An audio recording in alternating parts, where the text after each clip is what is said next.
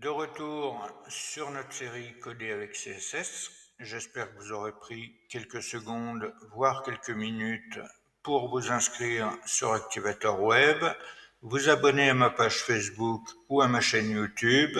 Cela ne vous prendra que quelques secondes ou quelques minutes.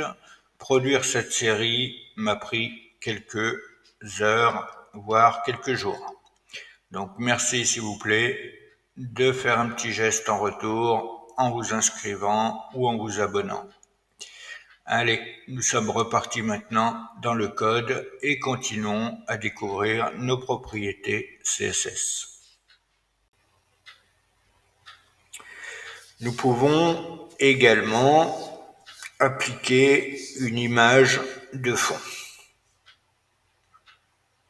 Plutôt que de mettre une couleur à mon fond, je souhaiterais avoir une image.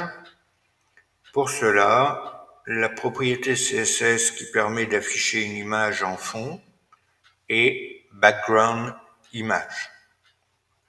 Donc ici, je ne ferai plus un background color, mais je ferai un background image, qui est la propriété CSS pour afficher une image. Et je vais ensuite donner comme valeur à cette propriété une URL que je vais mettre entre parenthèses. Je vais ouvrir les guillemets et ensuite j'ai deux possibilités. J'ai la possibilité d'écrire cette URL en absolu ou en relatif. En absolu, cela veut dire que l'URL sera un lien vers l'adresse où est hébergée l'image. Par exemple, si je vais sur le site, comment ça s'appelle déjà? J'ai un trou, alors je vais retrouver ça rapidement, ne vous inquiétez pas.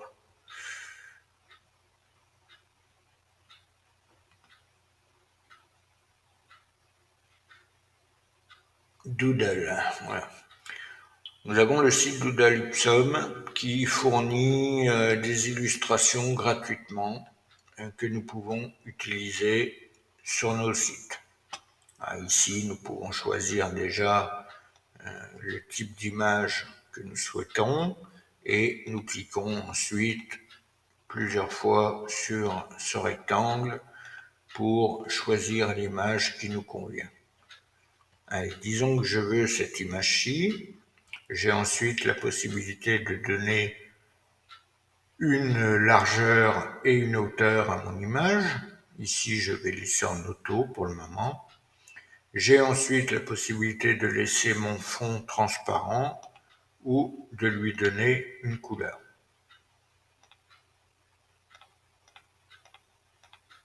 En cliquant dessus plusieurs fois, il me donne des couleurs aléatoirement.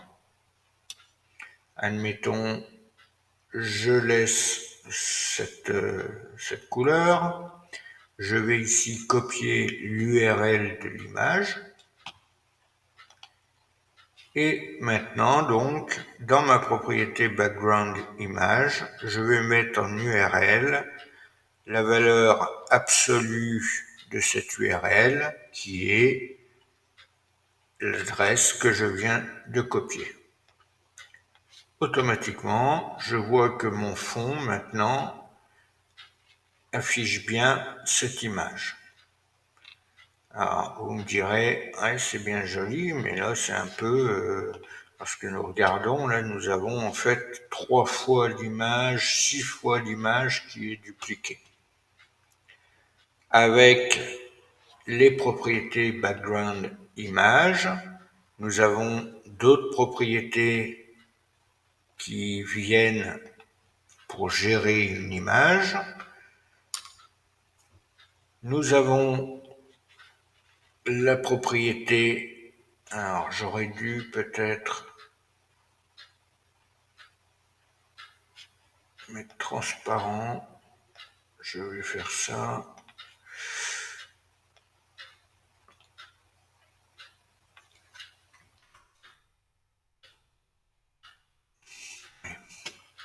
Alors, je vous l'ai dit, nous avons la possibilité donc de rentrer cette valeur en absolu comme ceci, ou alors nous pouvons rentrer une valeur en relatif, c'est-à-dire que nous indiquerons dans l'URL le chemin par rapport à notre fichier CSS.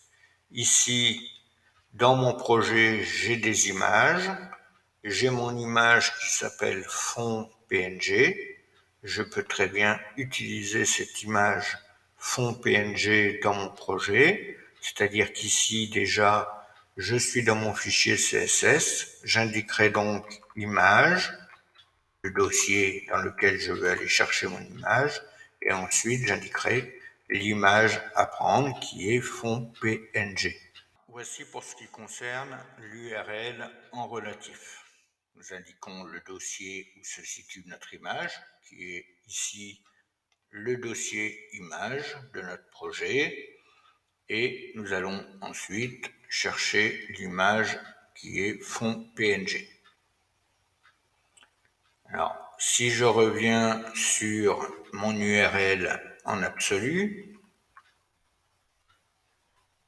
j'ai mon image qui s'affiche plusieurs fois sur ma page. Nous avons pour gérer les images d'autres propriétés CSS. Nous avons la propriété qui est Background Attachment.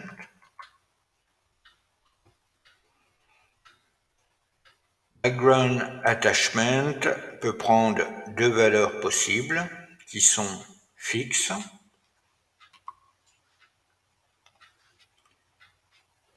Fixe permettra, alors pour qu'on voie mieux la différence, ce que je vais faire, c'est que je vais rajouter à la suite de ma div un paragraphe. À l'intérieur, je vais mettre du lorem que je vais multiplier par 15 par exemple pour faire 15 lignes de lorem ipsum. Ici maintenant, je vois que en ayant mis la propriété background attachment fixe, nous voyons que le fond reste fixe et notre texte semble glisser sur le fond. Vous le voyez, les images restent fixes et nous avons l'ascenseur qui nous permet de descendre et voir le reste du texte. En autre valeur de cette propriété CSS, nous avons également la valeur scroll. Scroll, comme son nom l'indique, permettra de scroller l'image avec le texte. Ici, le texte ne glisse plus sur l'image, mais l'image descend en même temps que notre ascenseur. Voici pour ce qui concerne la propriété CSS Background Attachment. Nous l'avons vu, cette image se répète sur notre page. Si nous voulons éviter cela, nous avons à disposition une autre propriété CSS qui est la propriété Background Repeat. Background Repeat prendra quatre valeurs possibles qui sont No Repeat, Repeat X, Repeat Y ou Repeat tout court. Si ici je donne comme valeur à ma propriété Background Repeat la valeur No Repeat,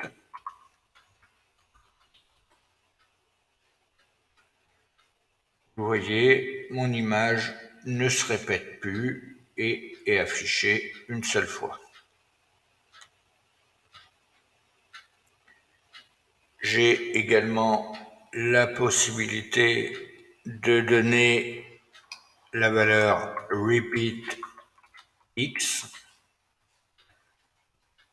Repeat X répétera l'image uniquement horizontalement sur la première ligne.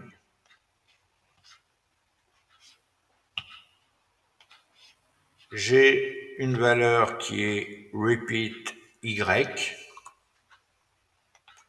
Repeat Y, comme vous pouvez vous en douter, l'image sera répétée uniquement verticalement cette fois sur la première colonne. Ici, mon image est répétée uniquement sur la première colonne. Et enfin, j'ai la valeur par défaut, qui est la valeur repeat, qui répète l'image suivant la taille de celle-ci. Donc, le fond sera répété avec une mosaïque. Ici, si je mets no repeat, ma valeur ne se répète plus, mon image ne se répète plus, pardon, et elle n'est affichée qu'une fois. J'ai la possibilité de gérer sa position. Lorsque nous ne répétons pas l'image, donc il peut être intéressant de vouloir la positionner sur notre fond. Nous utiliserons alors la propriété background position.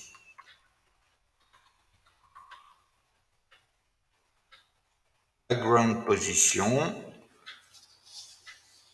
qui prendra deux valeurs en pixels pour indiquer la position par rapport au coin supérieur gauche de la page.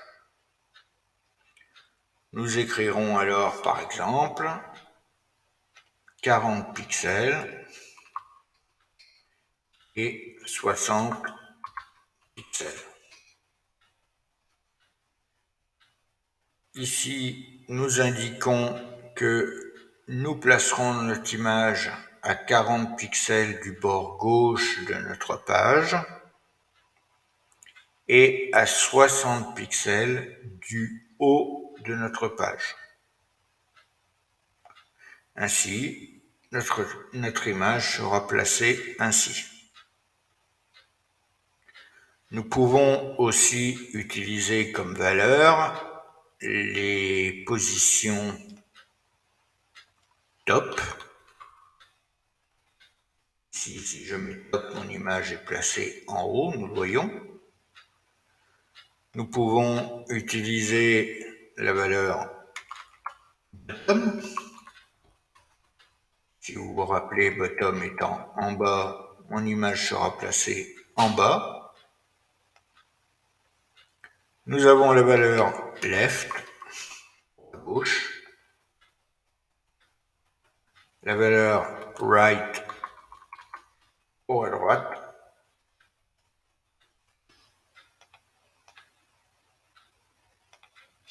Et nous avons la valeur center,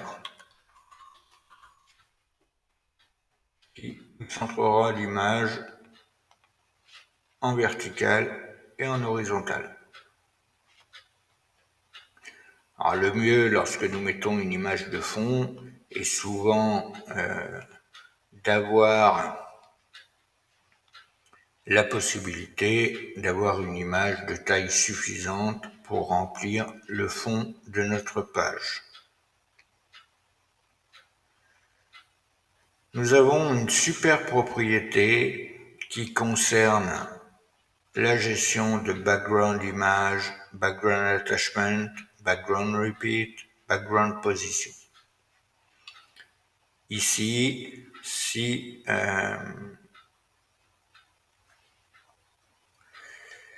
nous voulons combiner et utiliser cette super propriété, nous allons mettre alors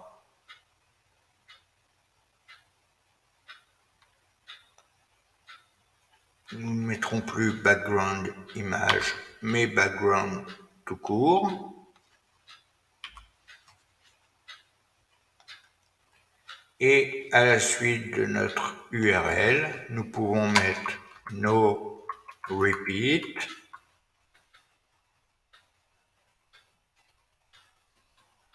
Nous pouvons mettre scroll.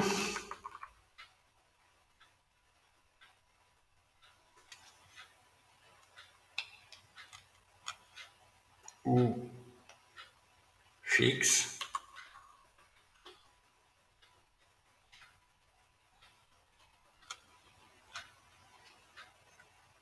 Vous l'avez compris, cette superpropriété prendra toutes les valeurs.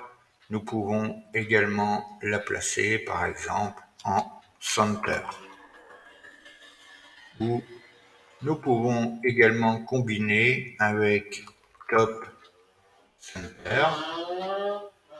Ici, mon image sera en haut et centrée, ou top right, alors en haut et à droite.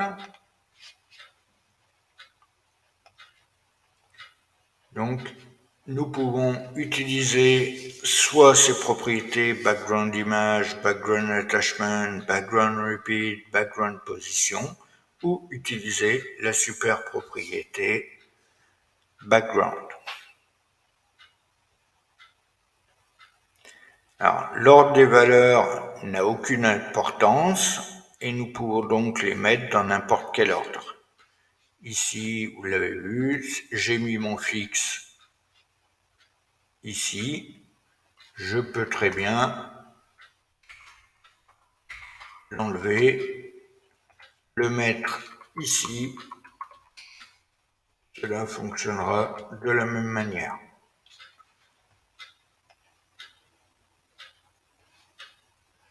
De la même manière, je peux prendre mon image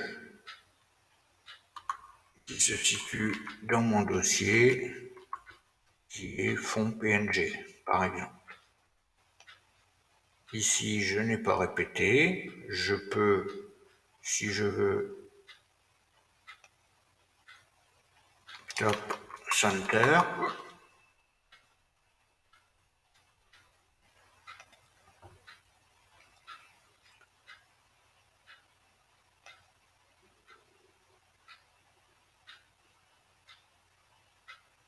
Nous pouvons également placer plusieurs images de fond.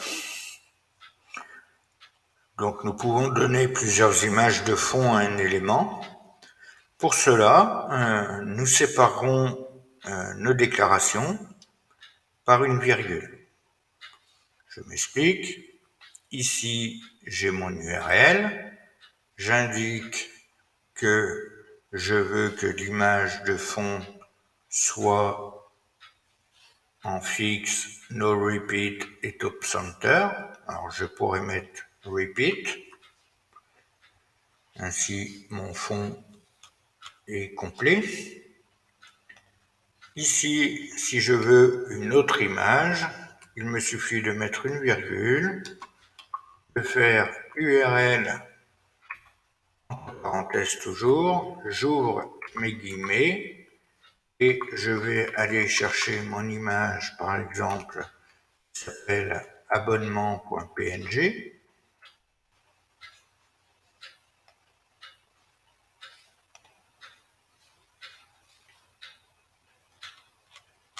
Je vois que cette image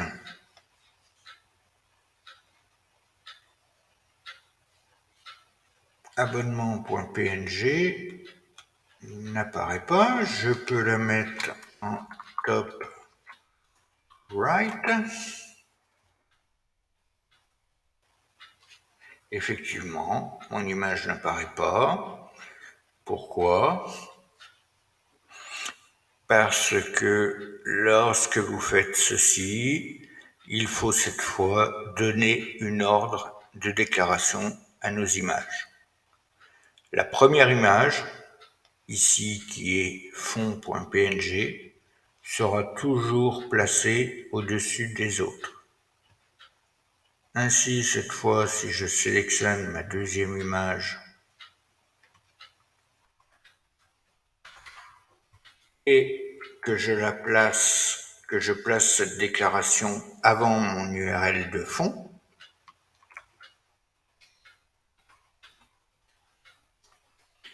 nous voyons maintenant que mon image d'abonnement se situe bien au-dessus de mon fond. Alors, ici, j'ai mis top right. Je pourrais mettre, par exemple,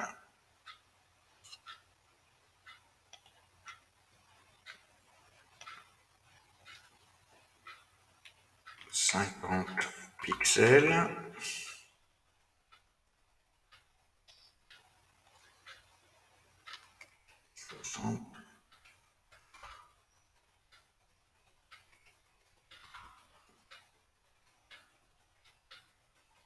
Non, non, c'est pas bon.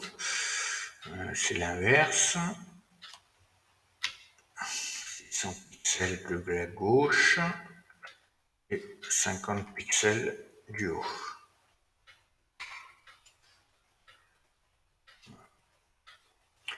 Voyons que pour que notre image apparaisse sur notre image de fond, nous devons la placer, nous devons placer sa déclaration avant l'image de fond. Sinon, nous l'avons vu, notre image n'apparaît pas. C'est toujours l'image qui est déclarée en premier qui apparaît devant les autres. Voilà pour ce qui concerne l'utilisation des images. Nous avons également la possibilité de gérer la transparence. Alors, je vais supprimer mes images.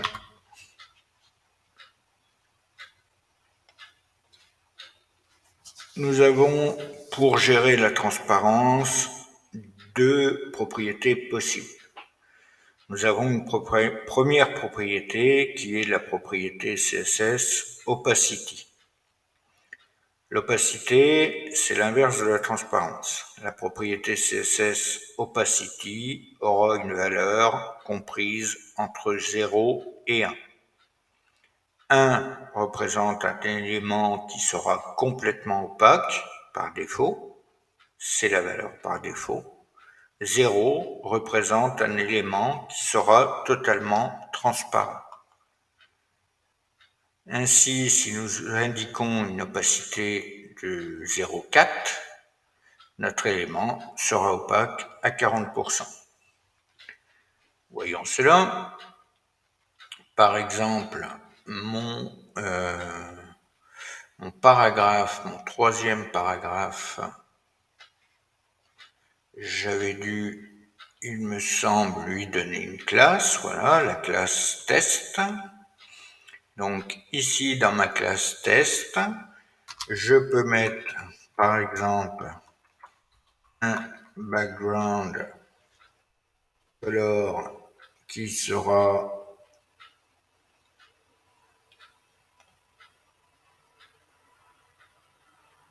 on va mettre quelque chose d'assez foncé peut-être.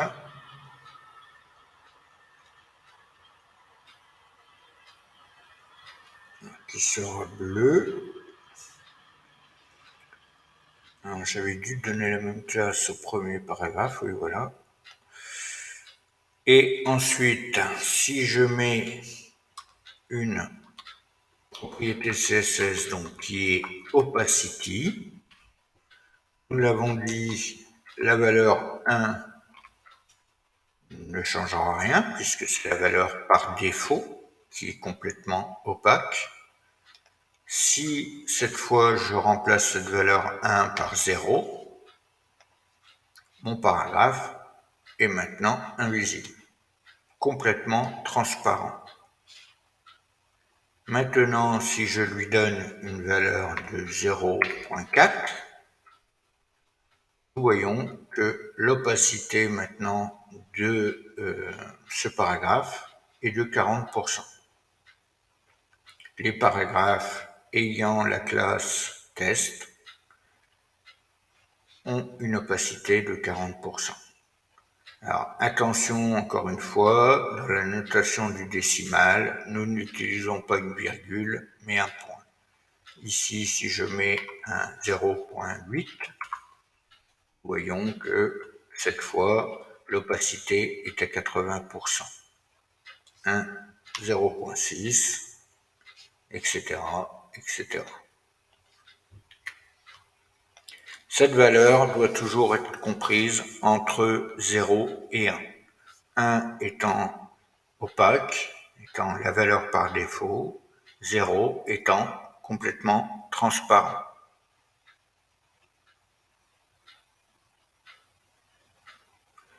Par contre, nous voyons que lorsque nous appliquons cette propriété opacity, c'est tout le contenu de l'élément qui devient transparent. Ici, lorsque j'indique par exemple une couleur qui est noire, nous voyons bien que mon texte n'est pas noir. Si je mets 1 à ma valeur opacity, alors oui, mon texte est bien noir et mon fond est bien bleu avec la valeur RGB que je lui ai donnée. Mais lorsque j'applique une opacité, par exemple, de 0,5, alors, que ce soit mon texte ou le fond de celui-ci, il s'affiche avec 50% d'opacité. Nous voyons que ceci est appliqué à tout le contenu. Alors c'est un peu dommage, parce que moi j'aurais aimé uniquement que l'opacité s'applique au fond et non plus au texte, et non pas au texte. Pour cela, nous avons la notation CSS qui est RGBA.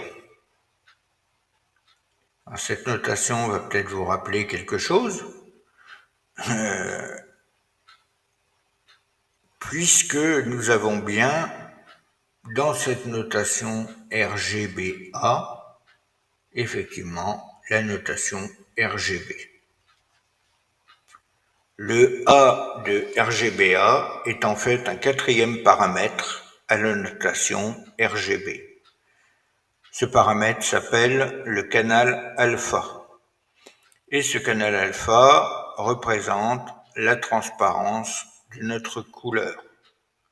Ce canal, comme la propriété opacity, peut avoir une valeur comprise entre 0 et 1. Là aussi, la valeur 1 représente un élément opaque et 0 un élément totalement transparent. Ainsi, si nous reprenons notre exemple, nous pouvons maintenant indiquer que nous voulons un background color avec comme valeur la notation RGBA. Nous rajoutons le A et nous allons mettre en quatrième valeur une valeur comprise entre 0 et 1. Ici, si je mets 1, mon fond, vous le voyez, est bleu avec cette valeur RGB. Si je mets 0,4, alors mon bleu est maintenant transparent à 40%. Et vous le voyez, ainsi mon texte reste bien noir. Cette fois, la couleur n'est appliquée qu'au fond, puisque pour donner la couleur de fond à mes paragraphes ayant la classe test, j'utilise la notation RGBA au lieu de la notation RGB, et en quatrième paramètre, je lui passe un pourcentage, on va dire, d'opacité, ici qui est de 0,4. Cette valeur doit toujours être comprise entre 0 et 1. Je peux mettre 0,7 et le bleu sera transparent à 70%.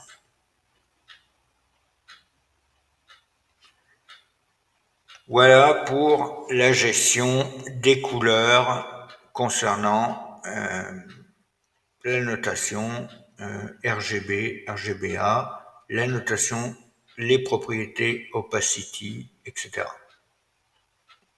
Alors, ce que je vous dis là pour la notation RGBA peut l'être évidemment ici.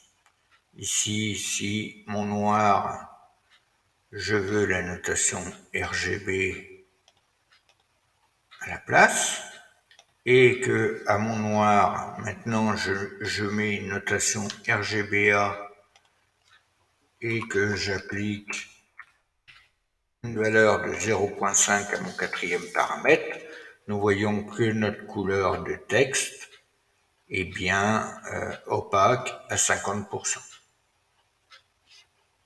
Cette notation RGBA peut être utilisée aussi bien sur le background color que sur les couleurs. De toute façon, dès que vous avez à gérer une couleur, rappelez-vous que vous avez plusieurs possibilités, soit de vous donner un nom de couleur, soit un code hexadécimal, soit une valeur en RGB, ou si vous voulez jouer avec la transparence, alors vous utiliserez un RGBA.